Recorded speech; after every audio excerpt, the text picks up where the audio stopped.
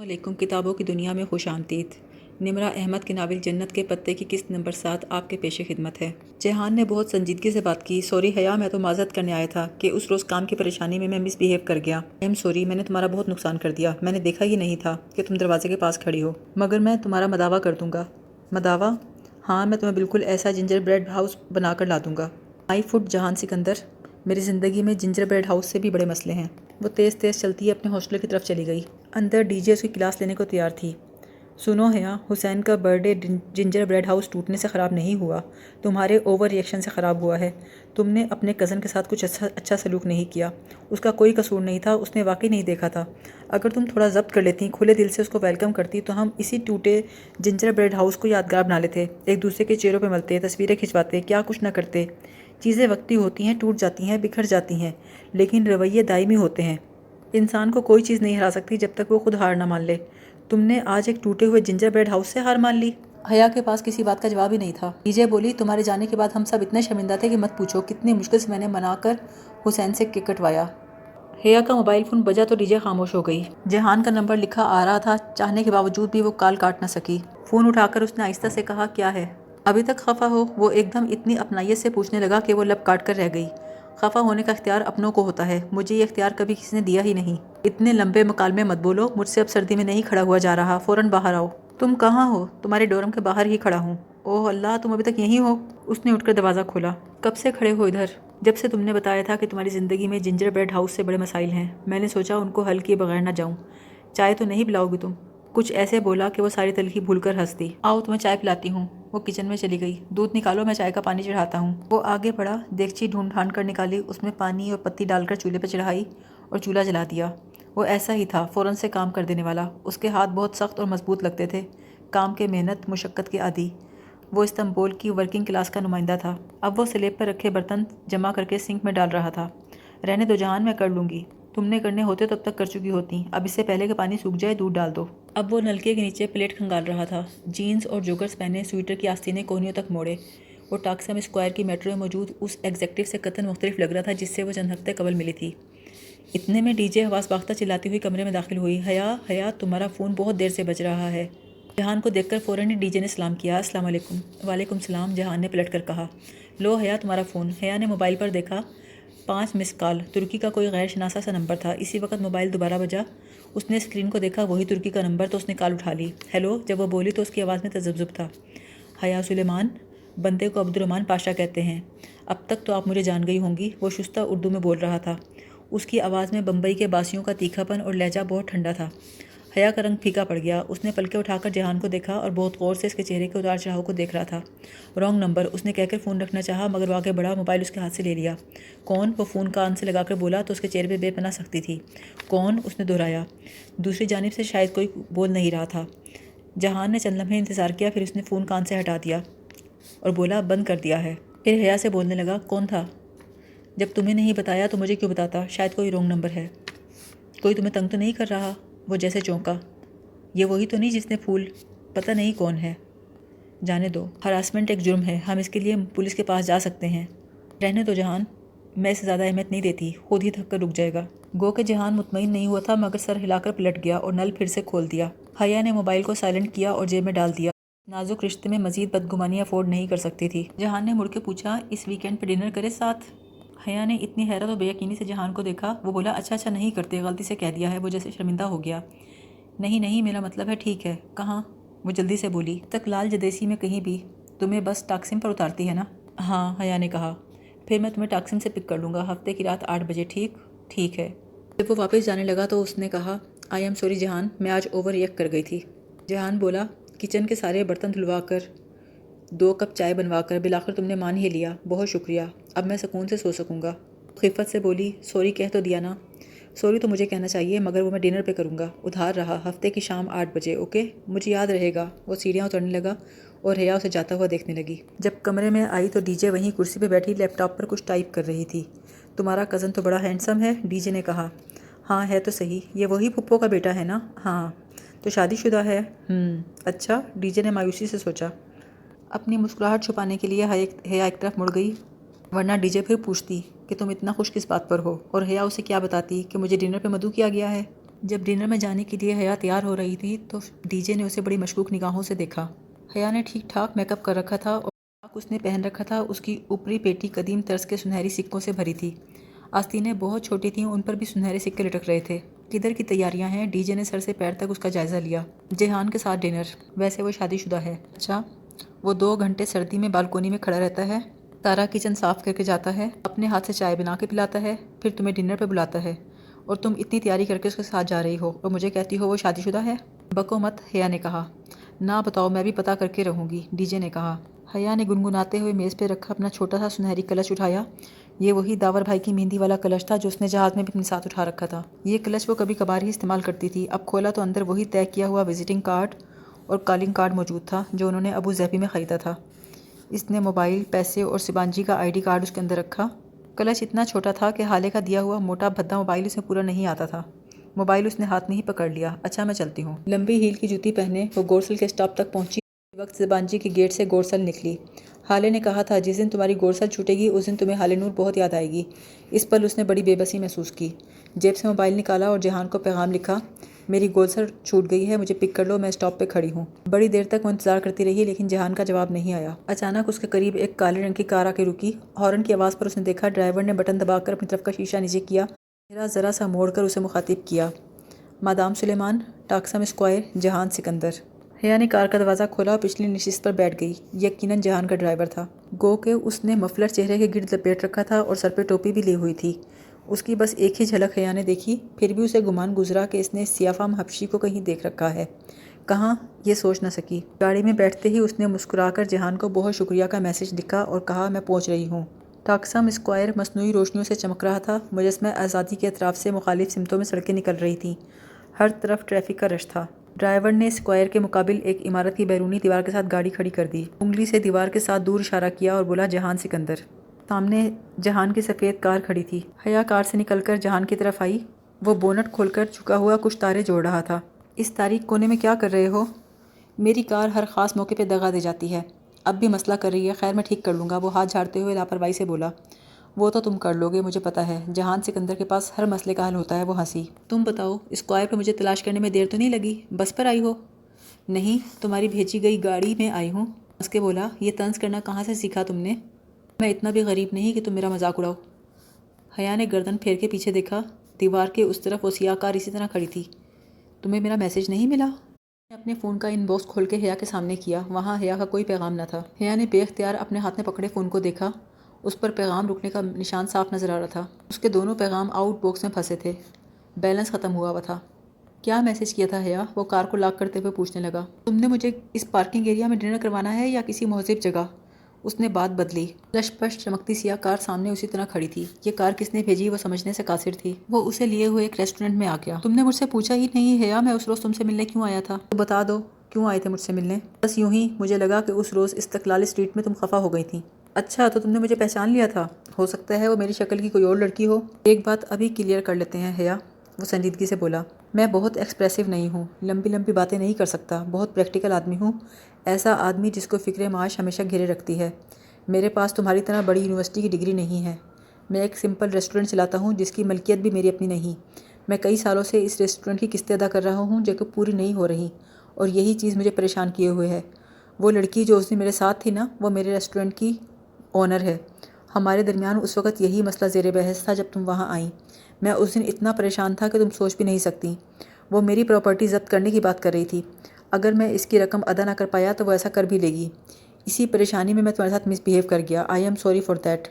مگر اپنی پریشانیوں میں بھی مجھے اپنے سے جڑے ہر رشتے کا احساس ہے اور میں ان کی پرواہ کرتا ہوں۔ اب بولو، اب بھی خفا ہو اسی بات پر؟ نہیں، میں نے تمہیں تبھی معاف کر دیا تھا جب تم نے کچن کے سارے برتن دھوئے تھے۔ وہ بے اختیار ہنسا۔ مگر وہ جو جنجر بریڈ ہاؤس مجھ پر ادھار ہے۔ بلکہ وہ جواب میں کچھ کہتی ایک ویٹر آیا۔ میڈم سلیمان۔ ویٹر ایک سفید گلابوں کا بوکے میز پہ رکھ رہا تھا۔ یہ آپ کے لیے۔ اس نے ایک طے کیا ہوا کاغذ حیا کی طرف بڑھایا۔ حیا ساکت نگاہوں سے گلدستے کو دیکھ رہی تھی۔ اضطراب کے عالم میں اس نے کاغذ تھاما۔ کاغذ کے وسط میں 3 لائنیں لکھی تھیں۔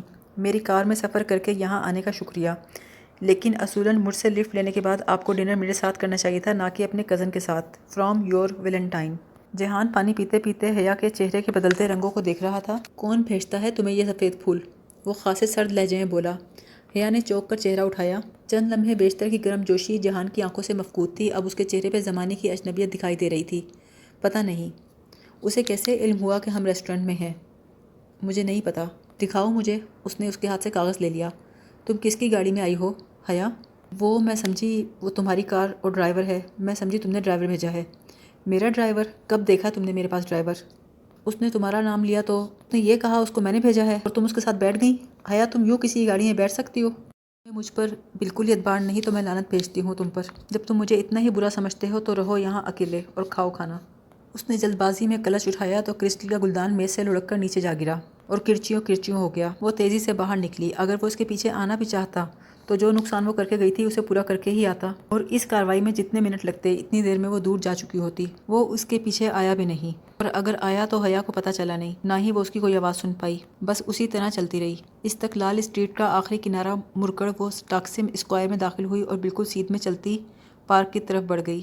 پارک کے آخر میں ایک بینچ ویران پڑا تھا، اسی پہ جا کر بیٹھی اور دونوں ہاتھوں میں چہرہ چھپا کر پھوٹ پھوٹ کے رونے لگی۔ انا، خودداری، عزت نفس، آج بہت ذلت کے ساتھ سب چکنا چور ہو چکا تھا۔ کون سا موقع تھا جب اس شخص نے اس کو یوں ذلیل نہ کیا تھا؟ ہمیشہ وہ یہی کرتا تھا۔ اس نے آنکھیں صاف کر کے تو دیکھا، رات کی پھیلی تاریکی کو دیکھتے ہی اسے واپس جانے کا خیال آیا۔ گود میں رکھا سنہری کلش کھولا تاکہ موبائل نکالے، مگر موبائل اس میں پورا آتا ہی نہیں تھا، وہ تو اس نے میز پہ رکھا تھا۔ وہ واپس گئی۔ اپنا ترکی والا بھدا موبائل وہ اسی ریسٹورنٹ میں بھول آئی تھی۔ اسے ہر حال میں موبائل اٹھانا تھا۔ ریسٹورنٹ میں جا کر اس نے موبائل کا پوچھا تو ویٹر نے بتایا، آپ کے ساتھ جو صاحب تھے انہوں نے موبائل رکھ لیا اور مجھے کہا تھا اگر آپ آئیں تو میں آپ کو بتا دوں کہ فون انہی کے پاس ہے۔ وہ بل پے کر کے فوراً آپ کے پیچھے گئے تھے، آپ کو نہیں ملے؟ نہیں۔ حیا کے کہنے پر ڈی جے نے موبائل کے بٹن دبا کر نمبر ملایا۔ کال کا سبز بٹن پریس کرنے سے پہلے اس نے حیا سے کہا، مگر میں اسے کیا کہوں گی حیا؟ یہی کہنا کہ حیا کو اپنا موبائل چاہیے، وہ آ کے واپس کرے۔ مگر وہ واپس کیسے کرے گا؟ یہ اس کا مسئلہ ہے، تم کال ملاؤ۔ ڈی جے نے سبز بٹن دبایا اور اسپیکر آن کر دیا۔ دوسری جانب گھنٹی جا رہی تھی۔ پتہ نہیں حیا تمہارا موبائل کہاں پڑا ہو۔ اتنے میں فون کس نے اٹھا لیا؟ وہ جہان تھا۔ السلام علیکم، میں جی میں خدیجہ بول رہی ہوں۔ دس از جہان۔ خدیجہ، ایسا ہے یہ فون میرے پاس ہے، حیا ریسٹورنٹ میں بھول گئی تھی۔ جی مجھے پتہ ہے، اسی لیے آپ کو کال کی ہے۔ اوکے، حیا کدھر ہے؟ حیا تو ذرا مصروف تھی، میں نے سوچا میں آپ سے بات کر کے مانگ لیتی ہوں موبائل، اور مجھے آپ سے کچھ بات بھی کرنی تھی۔ جی کہیے۔ بات یہ تھی، میں اور حیا کل پرنسس آئی لینڈ جانے کا سوچ رہے تھے۔ انفیکٹ ہم پرنسس آئی لینڈز کے سب سے بڑے جزیرے بیوک ادا جائیں گے۔ حیا نے حیران ہو کر ڈی جے کو دیکھا، یہ باتیں کب میں نے کہی تھی؟ اوکے تو آپ کو فون تو چاہیے نا؟ نہیں، فون آپ اپنے پاس رکھیں، عیش کریں، بس ہمیں کمپنی چاہیے۔ ڈی جے ذلیل، اس نے آواز کے بغیر ڈی جے کی کونی مروڑی۔ ڈی جے نے اپنا ہاتھ چھڑوایا اور کھڑکی کے آگے چلی گئی۔ کل تو میں ذرا مصروف ہوں، آپ کے ساتھ نہیں چل سکوں گا، تو پرسوں چلتے ہیں۔ پرسوں تو مجھے شہر سے باہر جانا ہے، پھر جمعے کو تو میری ایک اہم میٹنگ ہے اور میں نہیں جا سکوں گا، بیوک ادا میں تو پورا دن لگ جاتا ہے، پھر تو آپ ہفتے کو بھی مصروف ہی ہوں گے۔ ڈی جے نے مایوسی سے کہا، انفیکٹ ہفتے کو میں واقعی فارغ ہوں۔ ٹھیک ہے، ہفتے کو میں آپ کے ساتھ چل سکتا ہوں۔ وہ بادری ناخواستہ تیار ہوا۔ اچھا پھر ٹھیک ہے، ہم صبح والی گورسل سے بندرگاہ پہنچ جائیں گے، آپ بھی 7 بجے سے پہلے ادھر ہمارا انتظار کیجیے گا، وہاں سے ہم اکٹھے فیری میں سوار ہوں گے، ٹھیک ہے، اوکے میڈم۔ اور ہاں، تب تک آپ ہمارا فون استعمال کر سکتے ہیں۔ وہ ہنس پڑا، میں آپ کا احسان ساری عمر یاد رکھوں گا۔ اس نے فون بند کیا تو حیا نے کہا، کیا ضرورت کہنے کی کہ وہ ساتھ چلے، ہم اکیلے بھی تو جا سکتے تھے، کیونکہ مجھے اس کے شادی شدہ ہونے میں شک ہے۔ ویسے اس کی بیوی ہوتی کہاں ہے؟ یہیں استنبول میں۔ کیا اس کی اپنی بیوی سے کوئی لڑائی ہے؟ کبھی ذکر تو نہیں کرتا؟ شاید ہو، میں نے اس موضوع پہ کبھی اس سے بات نہیں کی۔ جہان کا نکاح بچپن میں ہو گیا تھا، اب پتہ نہیں اس کو خود اپنے نکاح کا علم بھی ہے یا نہیں، کیونکہ وہ کبھی ذکر نہیں کرتا، شاید پھپھو نے اس سے بھی چھپا کر رکھا ہو۔ بچوں والی باتیں کرتی ہو تم بھی حیا، ڈی جے نے خفگی سے کہا۔ آج کے دور میں ایسا کہاں ممکن ہے کہ کسی کا نکاح ہو اور اسے علم بھی نہ ہو؟ یقیناً اسے پتہ ہوگا، مگر یہاں سوال ہے کہ نکاح کا جس سے بھی ہو، تم اس کی اتنی کیئر کیوں کرتی ہو؟ ڈی جے نے مسکراہٹ دبا کر پوچھا۔ کیونکہ اس کا نکاح مجھ سے ہوا تھا، وہ آہستہ سے بولی۔ ڈی جے ایک جھٹکے سے اٹھ کھڑی ہوئی۔ او گاڈ، تمہارا سے نکاح ہوا تھا؟ تو وہ تم نے مجھ سے اتنی بڑی بات چھپائی؟ اب بتا تو دی ہے نا، اب جاؤ، کلاس کا ٹائم ہونے والا ہے۔ بہت ذلیل ہو تم حیا، وہ تمہارا ہسبینڈ ہے؟ ڈی جے ابھی ٹھیک سے حیران نہ ہو پائی تھی کہ گھڑی پہ نگاہ پڑی۔ ارے 8 بج گئے۔ وہ میگزین پھینک کر اٹھی، سامنے جا کر سلائڈ کھول کر کھڑکی سے منہ باہر نکالا اور دونوں ہاتھوں سے پیالہ بنا کر آواز لگائی، گڈ مارننگ ڈی جے۔ دور سے کسی لڑکے نے جوابی ہانک لگائی، ٹی بے ذلیل۔ وہ جل کر زور سے چلائی، چپ کر جاؤ ڈی جے، مجھے سونے دو۔ وہ یونیورسٹی کی عمارت کی سیڑھیاں اتر رہی تھی جب اس کا موبائل بجا۔ یہ اس کا پاکستانی سم والا فون تھا، دوسرا موبائل ابھی تک جہان کے پاس ہی تھا، اس لیے وہ پرانا فون استعمال کر رہی تھی۔ چمکتی اسکرین پر ترکی کا کوئی غیر شناسا نمبر لکھا تھا۔ یہ نمبر کس کا تھا اسے قطعی یاد نہیں تھا۔ ہیلو، اس نے جوں ہی فون کان سے لگایا کسی نے شعر سنایا، جہاں تیرے نقشے قدم دیکھتے ہیں خیاباں خیاباں ارم دیکھتے ہیں۔ عبد الرحمن بات کر رہا ہوں اور بات کرنے کی اجازت چاہتا ہوں۔ گو کہ وہ پڑھا لکھا لگتا تھا مگر انداز سے کہیں نہ کہیں بمبئی کے کسی نچلے طبقے کے شہری کی جھلک نظر آتی تھی۔ کیا بات کرنی ہے آپ کو مجھ سے؟ آخر آپ مجھ سے کیا چاہتے ہیں؟ ملنا چاہتا ہوں، بتائیے کیا یہ ممکن ہے؟ میں نہیں مل سکتی۔ کیوں؟ جس فون کال میں آپ کی دوست نے آپ کے کزن کو ساتھ چلنے کی آفر کی تھی اس میں غالباً انہوں نے بیوقدہ کا ذکر کیا تھا، پرنسس آئی لینڈز کے جزیرے۔ کیا آپ ادھر نہیں آ رہی؟ حیا نے سوچا یہ شخص میری فون کالز بھی ٹیپ کر رہا ہے۔ میں بیوقدہ نہیں جا رہی۔ آپ نہ تو میرا پیچھا کریں گے نہ ہی میری کالز ٹیپ کریں گے، ورنہ میں آپ کی جان لے لوں گی، سمجھے؟ اس نے جھلا کر فون ہی آف کر دیا۔ ہفتے کی صبح یہ سب فیری میں سوار ہوئے۔ فیری لوگوں سے کھچا کھچ بھرا ہوا تھا۔ ڈی جے ابھی اپنا کیمرہ لیے بالکونی کے دوسرے سرے تک گئی تھی۔ جیہان بولا، تم اس روز بغیر بتائے اٹھ کر چلی گئیں۔ تمہیں پتہ ہے میں کتنی دیر استقلال اسٹریٹ میں تمہیں ڈھونڈتا رہا؟ تو نہ ڈھونڈتے۔ اتنا غصہ؟ ایسا بھی کچھ نہیں کہہ دیا میں نے۔ میری جگہ کوئی بھی ہوتا تو وہ یہی پوچھتا۔ کیا میرا اتنا بھی حق نہیں ہے حیا کہ میں پوچھ سکوں وہ شخص کیوں تمہارے پیچھے پڑا ہوا ہے؟ پوچھو جہان، ضرور پوچھو، مگر اسی سے جا کر پوچھو۔ مگر میں نہیں جانتا کہ وہ کون ہے۔ میں بھی نہیں جانتی کہ وہ کون ہے۔ بیوقدہ ایک قدیم جزیرہ تھا جو ساری دنیا سے الگ تھلگ سمندر کے درمیان واقع تھا۔ گئے وقتوں میں سلاطین اپنے تخت و تاج کے لیے جن شہزادوں کو خطرناک سمجھتے تھے ان کو جلا وطن کر کے ان جزیروں پہ بھیج دیا کرتے تھے۔ تبھی سے اس کا نام پرنسس آئی لینڈ پڑ گیا تھا۔ ان جزیروں میں سب سے بڑا بیوقدہ تھا۔ یہ جزیرہ دنیا کے ٹریفک رش اور ہنگامے سے دور ایک پرسکون سی جگہ تھی۔ بسیں، گاڑیاں، آٹوز کچھ نہیں چلتا تھا۔ سفر کرنے کے لیے قدیم وقتوں کی طرح گھوڑے گاڑیاں اور بگی تھی، یا کہیں کہیں بائیسیکل۔ فیری پر سفر کرنے کے دوران ڈی جے اور جہان کافی بے تکلف ہو چکے تھے۔ دونوں ساتھ ساتھ آگے بڑھتے جا رہے تھے۔ حیا بے توجہی سے ان کی باتیں سنتی ساتھ ساتھ چل رہی تھی۔ کے وسط میں ایک جگہ مجمع لگا تھا۔ سیاحوں کے ہجوم کے درمیان ایک خوبصورت سی ترک بچی تھی، گہری جامنی بغیر آستین کی فراق میں ملبوس، گھنگھریالے بال، کسی اداکارہ کی طرح کمر پہ ہاتھ رکھ کر معصوم سا پوز بنائے کھڑی تھی۔ دائرے میں کھڑے لوگ کھٹا کھٹ تصویریں لے رہے تھے۔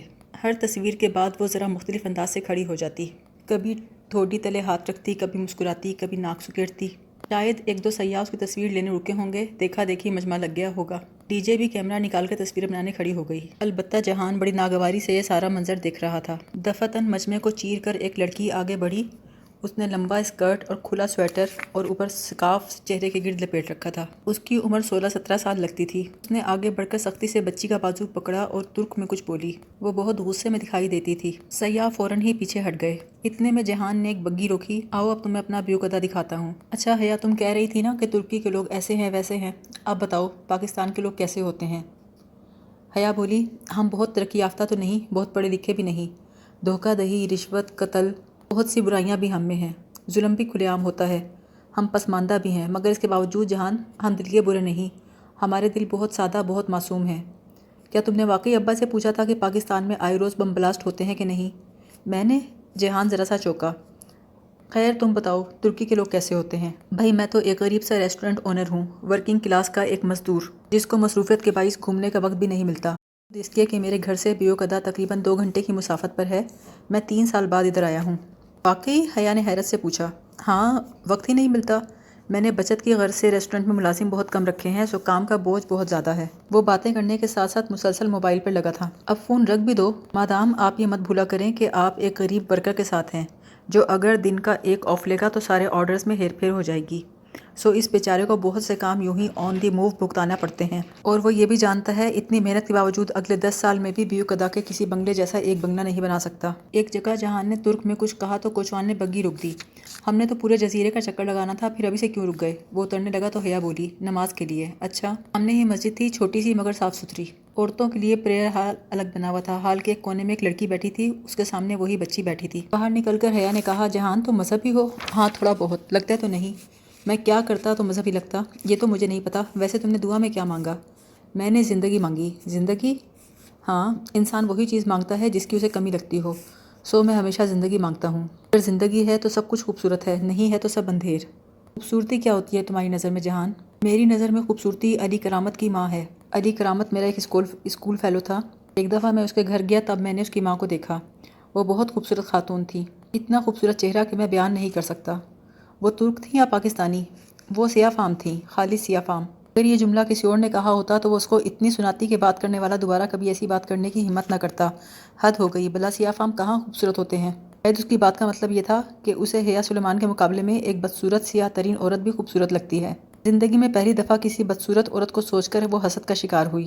دوپہر کے وقت وہ واپسی کی تیاری کرنے لگے۔ 5 بجے والی فیری شام کی آخری فیری تھی۔ سیاحوں کا سارا ہجوم ٹکٹ گھر کی کھڑکی کے آگے موجود تھا۔ اب اس کے بعد اگلا جہاز رات 8 بجے چلنا تھا۔ پھر اگلی صبح تک کوئی جہاز نہیں آنا تھا۔ جو رہ گیا وہ جزیرے پر رات بسر کرے یا تیر کر واپس جائے۔